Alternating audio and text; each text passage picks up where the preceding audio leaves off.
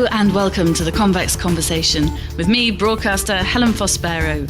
For this week's podcast, I'm delighted to be talking to Gamal G Turawa, a former Metropolitan Police officer whose story, The Black Cop, won British short film at last year's BAFTAs. It's a raw, brutally honest, heartbreaking at points, multi-layered story, in Gamal's own words, of what he's been through in life. The film explores his early years, growing up with foster parents in Kent, part of the West African farming phenomenon, whereby white families in Britain fostered black children outside the remit of local authorities in the early 60s, 70s and 80s. And it documents his life in the Met, how he tried to fit in as one of only a handful of officers from an ethnic background, and the racism he was subjected to by fellow police. I joined because I wanted to be white. And I saw that badge as a symbol of, I'm one of you, I'm not one of them. I ignored some of the racism. I perpetrated some of it. Now retired from the force after 25 years of service and proudly out as a gay man after years of concealing his sexuality, G's story takes him all over the world in a bid to help others understand and learn from what he went through. And his work includes going into police forces to talk to officers. G, it's great to talk to you today. We've been talking about this podcast for a while and it's lovely that you're here. Thank you so much for making time for us. No, thank you, Helen. Thank you for the opportunity. It's really good. We finally got here. Yeah, we did. And the opportunity has come about thanks to our mutual friend, Black Lives Matter hero Patrick Hutchinson. For those who don't remember, he made headlines worldwide for saving a white man's life at a rally. And he introduced us. And I'm really glad he did, G, because having watched your documentary probably 6 or 7 times now, because there's so much in it, it really is important that your story is heard. And that's what you do now, isn't it? Get that story out there. Yeah. And it's more about helping people to understand their own story. That's the purpose of why I do it, because I always say at the beginning of my talks and everything like that, it's not what you listen to, it's what you hear. And that's different, isn't it? Very, very different, because your inner voice tells you one story, and that may be a completely different story to the story I'm telling you. It's about getting people to think about, how are you hearing this? And what's it going to do for you? How's it going to change how you see yourself? And it took you many years, didn't it, to see yourself for who you truly are. So hopefully you can speed up that process for people that are lucky enough to hear you speak. Very much so. Very much so. Before we dig deep and find out a lot more about the content of the film and what emerged in that very powerful half hour, how did it come about in the first place? The director, Cherish, was at an LGBT workshop for people from minority communities. And the person who was running the workshop, a friend of mine, Emma, was talking about me as her role model. And Cherish went up and said, I'd like to meet him. So arrangements were made for Cherish and I to meet up. And we met up in Nando's, one of my favorite places. My son's too. And we talked for about 4 or 5 hours. And at the end of it, they said to me, I want to make a film about you. And I was like, okay.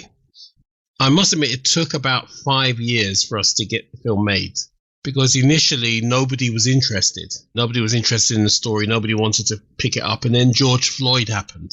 And suddenly after George Floyd, everybody wanted part of the story. And Cherish went with The Guardian and a wonderful woman called Emma Cooper as producer.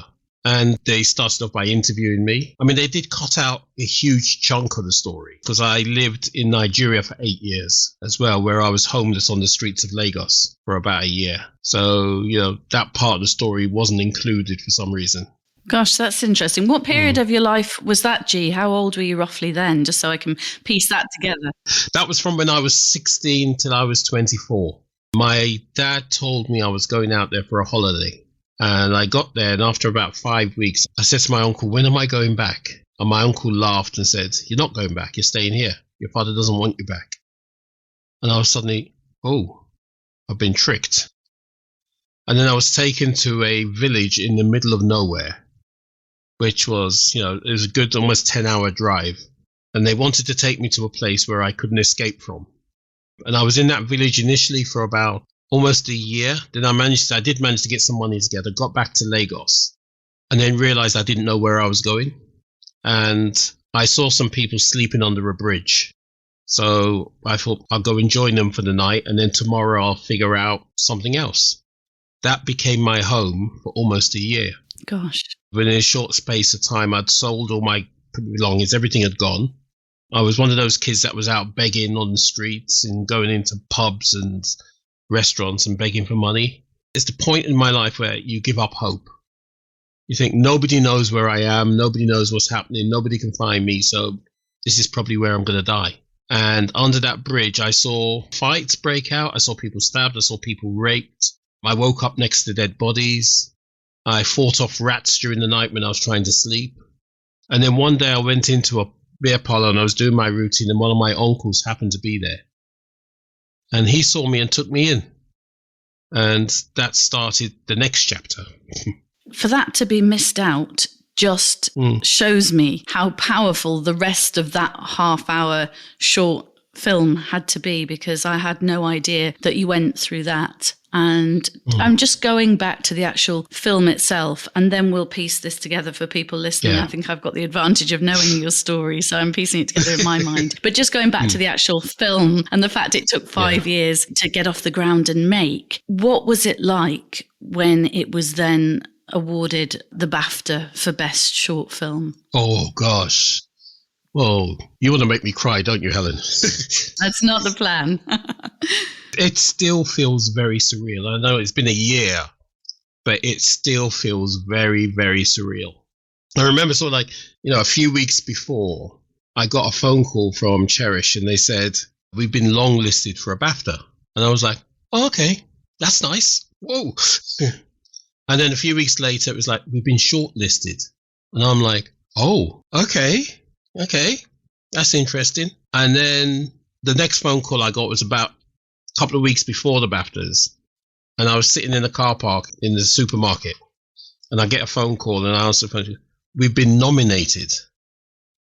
And I just burst into tears in the car. I just sat in the car and I just burst into tears. It was like, I couldn't believe this was happening. I just, it was, I don't know how to explain it. It was just surreal, very surreal. And then on the night, just being there was, you're in this place where you've seen on TV countless times. And, you sort of think, this is not somewhere I ever expected myself to be. And the biggest thing I think it did, it took my expectations of life from that to that. It said to me, anything is possible. And there was a part of me that's thinking, so, okay, if I've got this, why can't I get an Oscar? Which was so bizarre because a couple of weeks afterwards... I like the way you're thinking. Yeah, a couple of weeks afterwards, the Oscars were on and I was sitting watching the Oscars on TV. And I was thinking, a couple of weeks ago, I was in the same room as all those people, but in London. And I was like, this is possible. Things can change. This can happen. Yeah, it still feels very, very surreal. Very surreal. When I was watching this year's BAFTAs just the other day, I thought about your story, and having watched the film lots of times, everything you'd been through on your journey. And then there you are, an event like that in the entertainment world or documentary world is the absolute pinnacle, isn't it? It's right up there, the BAFTAs, alongside the Oscars. And I just felt some kind of inner joy, G, that everything I'd listened to you tell in your own words in the film had been acknowledged, and that you'd got the story out to a very, very wide audience, because I hope that people who saw those awards worldwide will find half an hour and go and watch your film online. How do you sum it up when you're telling people who haven't seen it? In a nutshell, what's your précis of the Black Cop? Yeah. And then we'll go back to childhood and unravel the story, if we may. That's exactly it. You just said it there in that statement. It's about how we unravel our own stories. And that's what it's about for me. It's about finding yourself and looking at your life without blame or shame. There's a guy called Viktor Frankl who wrote a book called Man's Search for Meaning. I mean, he was a Holocaust survivor. And I remember reading his book, and there was something he said at the end of the book. And he said, we always look for the meaning of life. But there isn't a meaning of life. There's the meaning we give our life.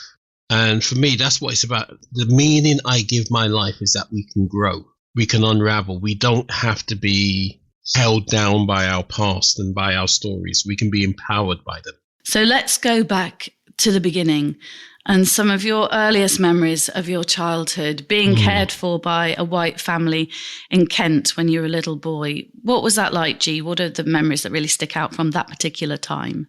I was with my foster parents from when I was a couple of weeks old.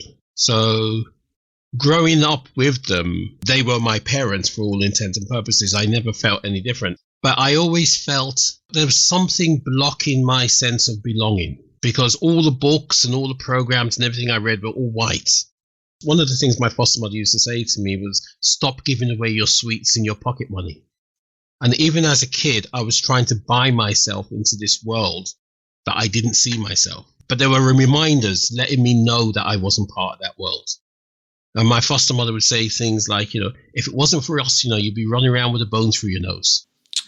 I remember at school playing cowboys and Indians. And I went to a teacher one day, because every time we played, guess who the Indian always was? And I remember going to a teacher and I said, I want to be a cowboy. And the teacher looked at me and said, oh, bless, you're the wrong color. There was all these little subtle messages that were telling me, this is your space. Stay in your lane, so to speak. Watching things like the Flintstones or the Jetsons and the cartoons, there were never any black people in any of those cartoons. You never saw yourself represented. And it was just like there was this whole other world that you weren't part of. And even as a young kid, I was very aware of that. And I thought, if I try as much as I can to be like them, then I'll fit in.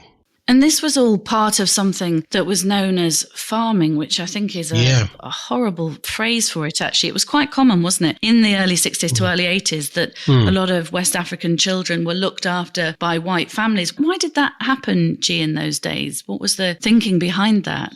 I think you have to go back to, there's an African phrase or an African saying that says it takes a village to raise a child. And if you've lived in Africa, especially in Nigeria, you will know that families live in what they call compounds. And this compound is all the relatives live there. So everybody, all the adults in that compound take responsibility for the children.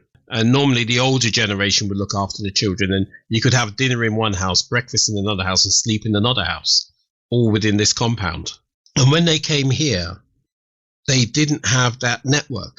So the private fostering arrangement kind of filled a gap, for want of a better phrase. Because the idea was, in Nigeria, you'd be sent to stay with Uncle So-and-so while your parents got their degrees and got themselves settled. So when they came here, that was what happened. I was sent out and with thousands. I mean, my story is just one of so many stories. And when you hear some of the stories of other people, my story is pretty tame compared to some people I run a group for people who were fostered. And some of the stories are even gut-wrenching for me. Gosh, that's extraordinary. And there you were as a little boy and seemingly relatively happy, I think, in those early years. As you say, you treated your foster parents as your parents because you'd been there since you were a baby. But then there was a period when you were about 7 that a black man arrived at the house, didn't he, and sat on the sofa.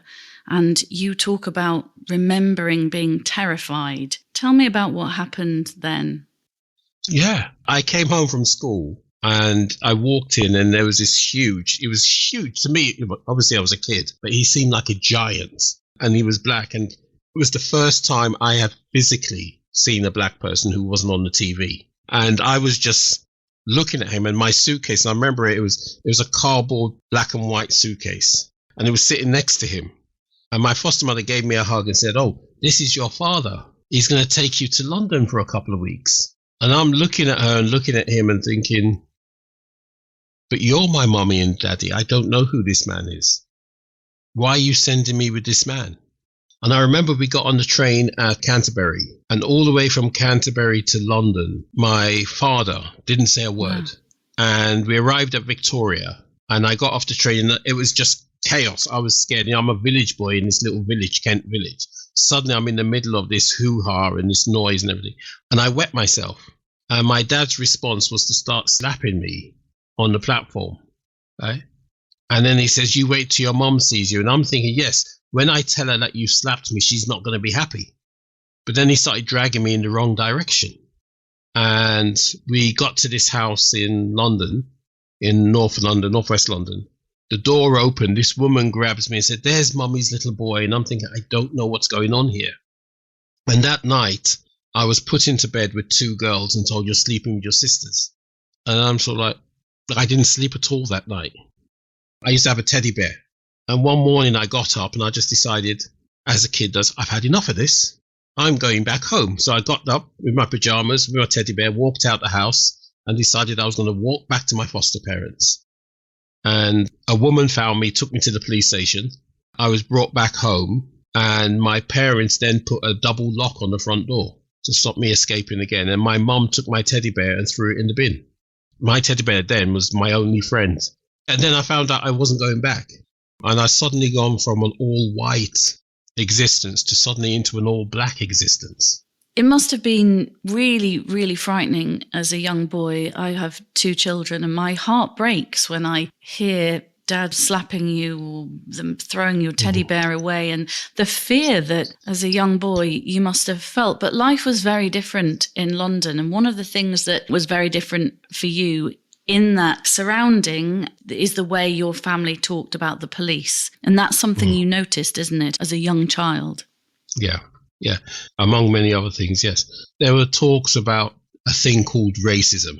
And I didn't understand what they were talking about because in the village where I grew up in Kent, we knew the local Bobby. We knew where he lived, we knew his house, and if you got into trouble, he knew your names and he knew everybody in the village. And he was friendly, you could go and talk to him. PC Brian. I didn't have that understanding of what that was all about until one day I was walking to school and I was with a little Irish lad called Eugene. I say little, we were both little then. And we're walking along the road and there was a police officer walking up ahead of us. And Eugene goes running up to him and says, "Hello, Mr. Policeman." And his officer said something to him and then turns around, puts his hand in his pocket and gives him a coin. So I'm thinking, oh, the police are giving away money. So I went running up to get my share. So that's what the police did. And I went up and I said, "Hello, Mr. Policeman." And forgive my language, but he turned round and said, "Fuck off, you black bastard." And I remember how those words hit me. It was the moment I realized I was black. I'd known I was black, but that's the moment I realized. And every conversation that took place in the living room suddenly made sense. Because of that one incident, it just made sense. And that just changed everything. I was already angry and to a certain extent traumatized. I was a rebellious kid in school. And then when I look back on it, I was in a situation I didn't understand. Nothing made sense. So that just added another level to that confusion.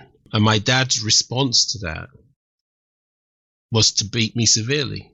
He used to beat me with rubber hoses, with leather shoes, with bits of wood, tie me up. He would say things like, "For the next 30 days, you're not eating any food in this house." And social services became almost like part of the family. And I spent a lot of time in children's homes and hospitals and back home again and then back to children's homes and hospital. And that was the cycle of my life from about 10 till I was about 16. And is it around that period, G, when you got to 16, 17, that you saw your first black police officer and decided in your head, that is what I'm going to do with my life?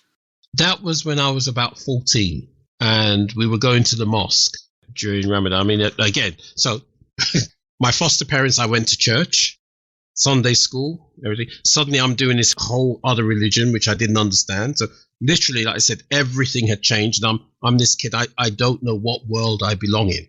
I remember this day we were walking to the mosque in Regent's Park and we got to this junction. And in the middle of the junction, in amongst all these people crossing the road, I suddenly saw this black police officer directing traffic. And I remember stopping and staring at him.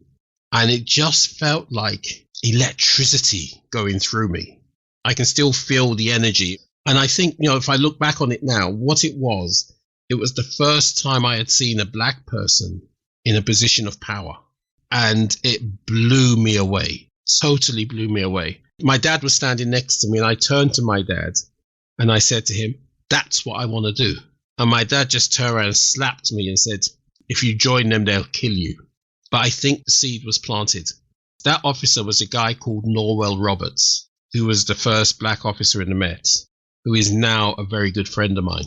He's retired. He's coming up to his 80s, but I see him every couple of months. We have a breakfast together, and and I just look at it and say, he inspired me. I bet he's got some incredible stories to share as well. But how lovely that you still have breakfast with him and that he inspired you all those years ago. And you were relentless in your applications. I think you applied 5 times and eventually got to police training college. And not many of the officers were from a minority background. I think you described about 90 white officers and 4 perhaps mixed race young officers. So was there a massive feeling for you, a bit like going back to being 6 and 7 in Kent, that you had to somehow try and fit this world that was a bit alien to you? What had happened, because before joining the police, I'd been in Nigeria, I'd had all these things happen. And what I didn't know or didn't realize is that I hated being black. And my reason for joining was I wanted to have that warrant card to say, I'm not one of them, I'm one of you. And I thought, I grew up around white people, I grew up with my foster parents, I'm going to fit right in here. And that wasn't the case. When I joined Hendon, yes, there were some good people there, but there was also the microaggressions that constantly let me know that I was black. A drill instructor who would look at me and say, smile, smile, we can't see you unless you smile. He's always making these little jokes. People would say things to me, you don't even have to sit the exams, they want people like you, so you can't fail, they wouldn't let you fail. And it was almost like I was put into this box. And I remember going to see an instructor, one of the instructors, and sat down and said, look, this is what's happening and this is how it's making me feel. And I spoke to him for about 45 minutes. I literally just poured my heart out. And then he said, you know what your problem is, son? You've got a chip on your shoulder. And I remember thinking, you haven't understood a word I've said. You're even part of putting me into that box. And I was thinking, how do I fit in here? How do I show people that I want to fit in? And then an opportunity presented itself. And I was in my room studying one evening. And there's a knock at the door, and I open the door, and these guys come in, and they're all laughing and joking. We're all laughing and joking together. And then one of them says, you're actually the wrong color to be in this job, And there was some shoe whitener on the shelf. And they said, but, we can help you out. And they took the shoe whitener and they painted me white. And the thing is, I let them. I was as much part of that scenario as they were, because I thought if I do this, I'll fit in and they'll see that I'm safe and I'm okay. And then we took a picture together.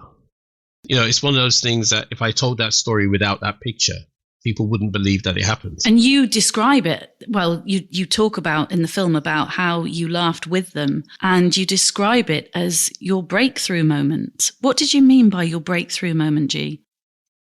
They can see that I'm safe.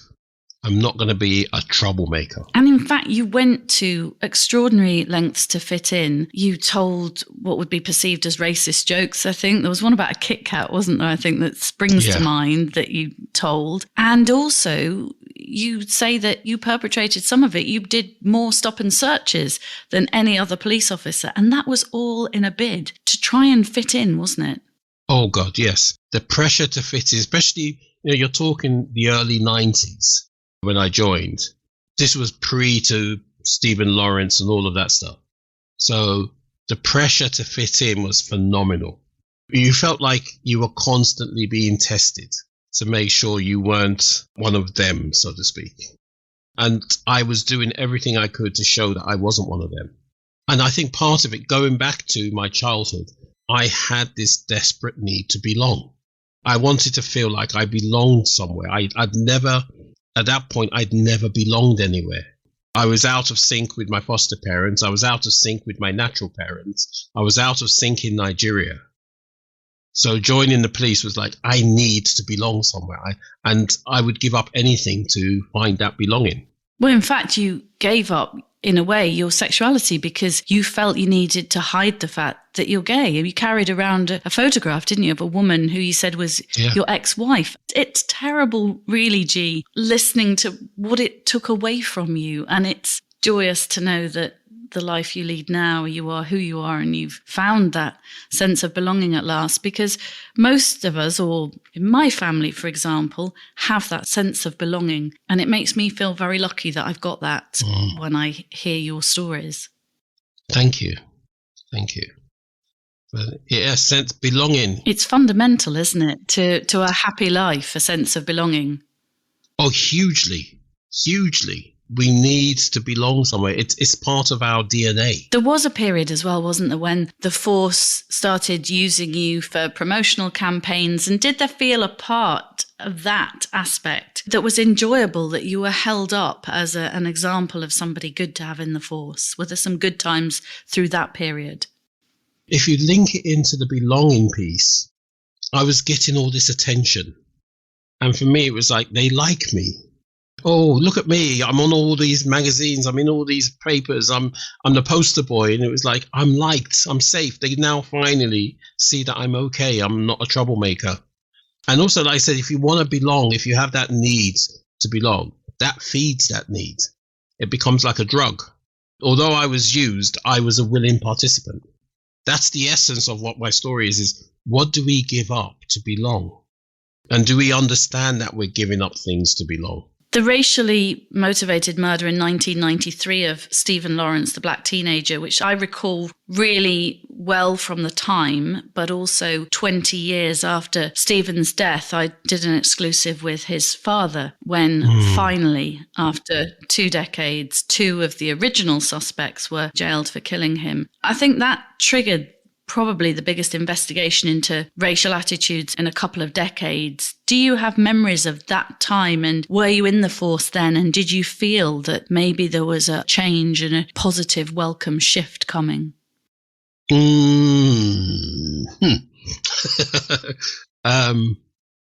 was young in my career, so it happened in 93. I joined in 92. What I remember is that there was a lot of anger. And one of the things which was repeated during the George Floyd scenario was that, you're a black officer in the canteen, and it's almost like everyone turns around to look at you and says, so are we racist? And you've got this like massive, everyone looking at you, daring you to say yes. Right? And you know that if you say yes, you're suddenly going to be ostracized. So you can't say what you're feeling, because, these are people that you may have to rely on them to save your life. And the last thing you want to do is upset them. You don't say what you're feeling, you say what they want to hear, or you say nothing. But that pressure again, sort of like daring you. So, and there was a lot of anger, especially with the term institutional racism. Very few people understood what it meant. And I remember our briefing, because everyone was supposed to be given a briefing about institutional racism. And our briefing was the sergeant walked in and said, right, this report says we're all racist. We're not doing it again. Okay, right, I've told you. Now let's get on with work. And that was the introduction to institutional racism. The good things that came out of it were, for example, the positive action team, which was the first one in the country, which I joined. And initially, that was the place where I started to understand or see myself in a positive light. And I think that was the first time, because we worked with an amazing group of people and discussing some of these issues. Well, there is another way of looking at this. And it started to make me feel a bit more comfortable with myself. And then the management of that team changed. And I would say because it was such a very politically sensitive area, and it was also high profile, it attracted people who wanted to get some, extra kudos for their CVs. And they were not the right people to be in that department. And it went from being a very empowering, inspiring department to becoming very oppressive. And also at this time, I'd been suppressing my sexual orientation right from when I was a kid. I knew I was, say, different from when I was about 10 years old. So I had that sense. But I remember as a kid, we were watching Larry Grayson on the Generation Game. And we were sitting there watching it, and the lights were off, and my mom and my sisters were there. And I don't know why my sister said this, but she said to my mom, what would you do if you thought Gamal was gay? And I was so glad that the lights were off, because I started shaking.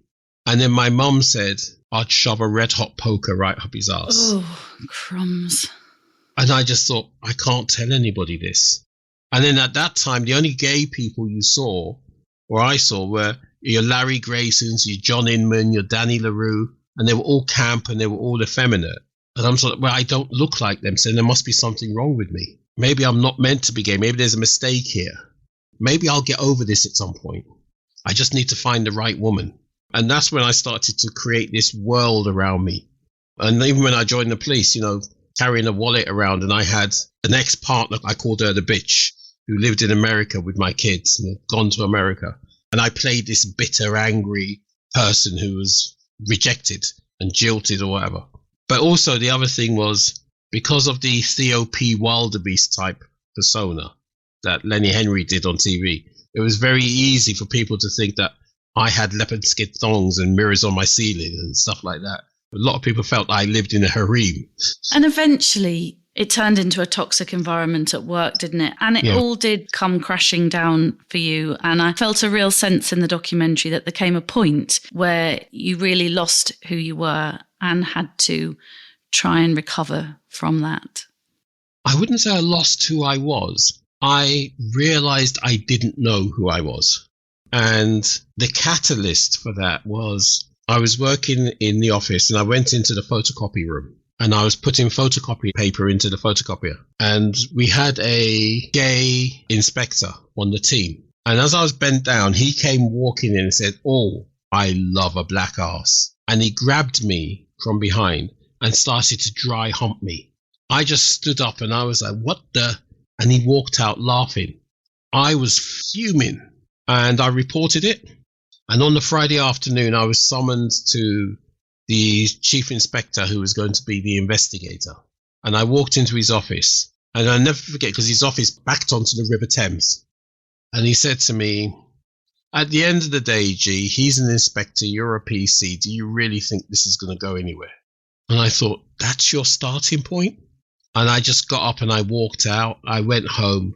And I remember that weekend, I just walked around in circles in the living room. You suddenly realize, oh my God, what have I done with my life? What have I created? And all the lies and everything just started crumbling in on me. And I just didn't know where to go. And it got to Sunday night. And I decided, right, I know what I'm going to do. And I wrote a suicide note, left it on the coffee table, and went to the local train station with the intention of jumping in front of the fast train. I don't know why I didn't, but something stopped me. But I did end up in the office. And one of the women I was working with, she came in, she saw me, and she goes, "What are you doing here so early?" And I just burst into tears. And basically, I had a breakdown.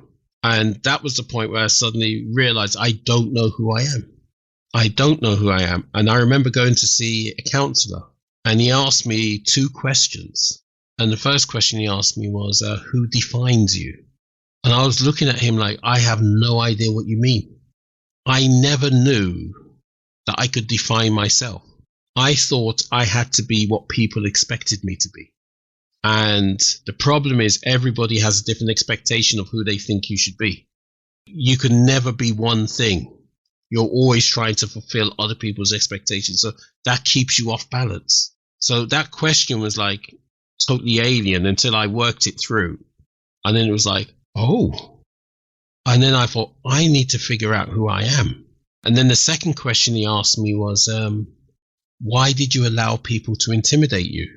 And I hated that question because I wanted to be in a place of, it's not about me, it's everybody else. If you all understood me, I wouldn't have an issue. It's about you lot. But then he kept pressuring me with that question. And what that question did, it was giving me responsibility for how I saw the world. And I was rejecting it because I didn't want to be in a place of, I wanted to be a victim. And I saw myself in the mirror and I didn't realize I wanted to be a victim. I just wanted someone else to take the blame for this feeling that I had. And he was saying, you need to own this before you can change it. You can't change what you don't acknowledge. And he worked me through it, and I love him dearly. He's still a good friend till today. But he helped me work through that process and work through the anger. And then it was like, oh, okay. And I call it learning to own my own space, learning to own my voice, learning to own my color, learning to own my sexual orientation, and get to a place that these are actually mine. and they're going to be with me to the day I die. So I need to figure out how to embrace them, how to love them, how to celebrate them. Because if I don't do that, nobody else is going to do it for me. And that became almost like my mission from that point on. I remember the last meeting I had with him, he said, look, I don't think you should come back to the police. I think you should find something else to do. I remember sitting there. It was almost like, I don't know if you've seen the film Good Will Hunting. I have. I love that film. There's the park scene, right, where he's sitting on the park with Robin Williams. That was my scene with my counsellor. So every time I see that, I remember that. And it was a park in London. And he says, look, I know this is what I think. This is what you should do. But I know it's up to you. Let me know how you get on. I sat there for a good few hours thinking. And then I came to the conclusion, I love being a cop. I love the profession of policing. There are people within it I don't like. But as a profession, it's a noble one. I'm proud that I wore that uniform. I have no shame about it. I did some amazing things. I was part of some amazing things. I changed people's lives and perceptions. It was a powerful, powerful role. And even when I talk to new recruits, I say the beauty of the role is you get to see people at their most real, at their most vulnerable. You get to see behind people's masks. And that was something I was just so enamored by. It's something I just valued. I've got a friend who's a psychologist, and I was talking to her about that, and she goes, you were abused as a child, weren't you? And I said, how do you know that? I've never told you that. How do you know that? And she goes, that's one of the traits of children who are abused. They don't like things to be hidden. They like to see things real and everything, because they know that in the darkness there's a lot of fear for them. And I was like, wow, okay, yeah, I'll own that.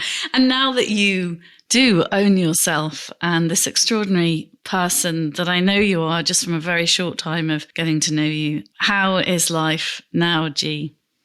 I hope you don't mind me using this phrase, but I say we all have a bag of shit, right? Everybody has a bag of shit. I've learned to own my bag of shit.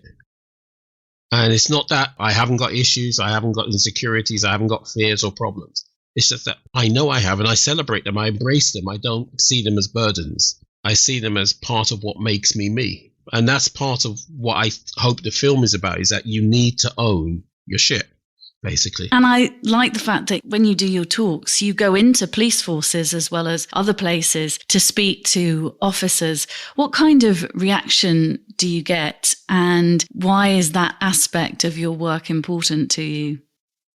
Reactions I get is very, very positive. Very positive.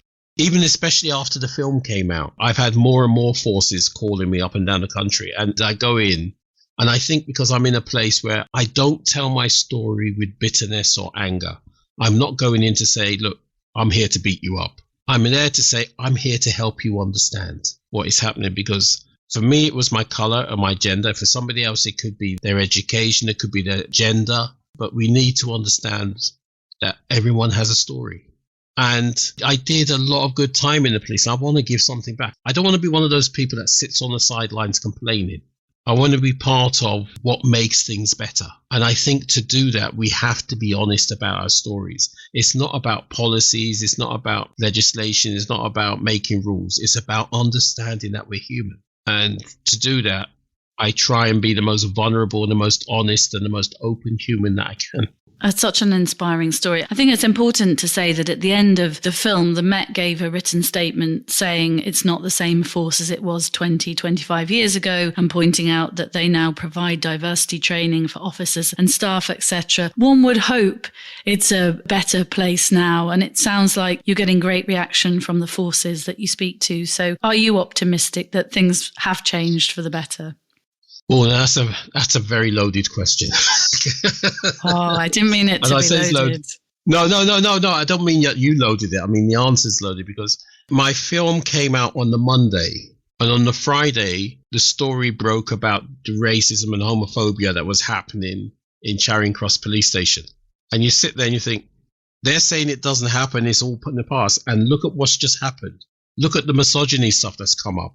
Look at all this stuff that's come up. You sit there and you think, no, you need to work on this. We need to be honest. And I think the police are doing their best, but they haven't really recognized how deep the rabbit hole is. And they need people like myself who have been down that rabbit hole and know what it's like. And they should be embracing people like myself to come back and say, look, we can help you get through this. We're not the enemies, we're friends. I've found it humbling listening to your story, and I will be always grateful to our friend Patrick for drawing my attention to the documentary, which I hadn't seen before he told me about it. And thank you so much, G, for guesting, and keep getting your message out there. Can I ask you a question? Yes, you can. Go on. What did the film do for you? It stirred up just a mix of emotions. I felt ashamed of the stuff that you were going through, the whole sense of belonging. I'm really lucky. I come from a very humble background, and I lost my dad last year at nearly 88. What I was rich in was love and belonging. And it really made me realize how lucky I was. It did all sorts of things. And that's why I watched it 6 or 7 times. I feel there'll be something different in it every time I watch it. Hugely powerful and brave as well, in a way. I mean, you put yourself out there, and that's extraordinary. You go out to places now and you live through it all again in a very positive fashion. Plus, you strike me as really positive. You don't strike me as oh, poor me, all this awful stuff happened. I don't know, loads of feelings. I get this all the time. To me, that's the joy of the film, is that it makes people examine their own story. And you've just done that. That's the beauty. That's the joy. That's what I get back. That's why I do it. What you just did there is why I do it. Thank you so much, G, for guesting, and keep getting your message out there. Your story is so important. I know you say it's one of lots of different stories that are out there, but you are having a big impact by being honest and open and allowing people like us and the audiences to the film and the people you go and speak to listen. So please promise me you'll keep doing that. I'll keep that promise. Thank you, Helen. You've been listening to Gamal G Turawa, whose story was the subject of the BAFTA-winning short film, The Black Cop. You can find the film by just Googling it. It's about half an hour and a really powerful watch. I do highly recommend it. Don't forget to download and subscribe to our series at convex.podbean.com or search The Convex Conversation on Spotify, Apple and Google Podcasts, Stitcher, or wherever you listen to yours. Join me next week when I'll bring you another inspiring guest. Bye for now.